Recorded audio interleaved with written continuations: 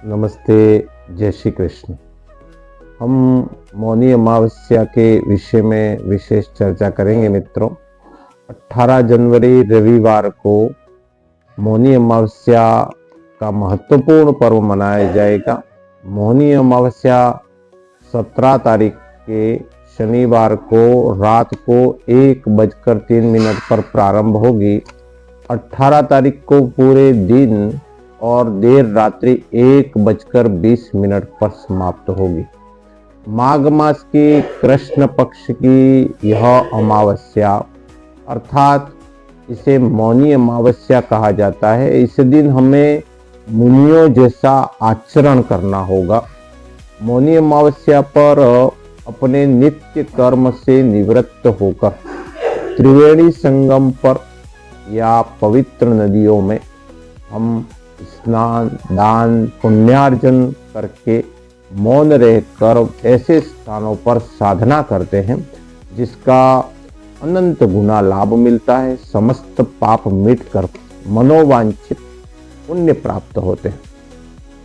सनातन धर्म में इस पवित्र दिवस को आत्मिक शुद्धि का दिन भी माना जाता है, इसलिए यह दिन बहुत पवित्र माना जाता है और लाखों श्रद्धालु गंगा, यमुना और सरस्वती, कावेरी, नर्मदा, माही, सोम, जाखम के संगम स्थल बेणेश्वर धाम पर एकत्रित होकर स्नान करते हैं, दान पुण्य करते हैं और अपनी आस्था से उस पवित्र स्थान पर डुबकी लगाते हैं। उस दिन विशेषकर दान में तेल का, आंवला का, वस्त्र का, तिल के लड्डू है, साथ ही तिल के तेल का और फल वगैरह हम दान दे सकते हैं। अगर हम उस दिन किसी पवित्र नदी में या किसी तीर्थ स्थल पर नहीं जा सके तो घर पे भी हम अपने स्नान के जल में थोड़े से गंगा जल की कुछ बूंदे और साथ ही गोमूत्र की कुछ बूंदे मिलाकर माँ गंगा में हम स्नान कर रहे हैं ऐसे भाव रखते हुए उस जल से घर पे ही स्नान करके हम उन पवित्र नदियों का स्मरण करेंगे और घर पर रहकर भी दान पुण्य करें और मौन रहकर उस दिन साधना, ध्यान आदि हमें करना चाहिए।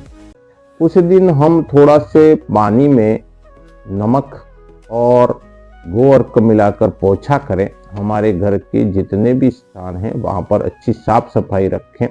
दीपदान करें।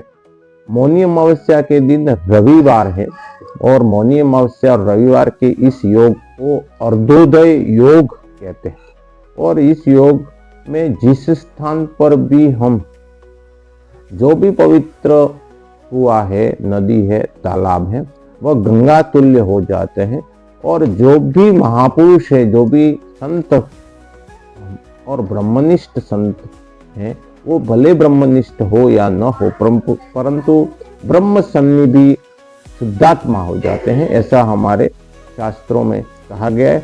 इसलिए इस योग में यत् किंचित किए हुए स्नान दानादि का फल मेरु पर्वत के समान अनंत गुना लाभ मिलता है हमें। इसलिए हमें मौनी अमावस्या के दिन जितना हो सके तप, साधना, जप और हमें अपने घर पे संक्षिप्त में छोटा लघु यज्ञ भी करना चाहिए और जितना हो सके गायत्री मंत्र के अधिक से अधिक जप, भगवान शिव के मंत्र के ओम नमः शिवाय के जप आदि हम कर सकते हैं।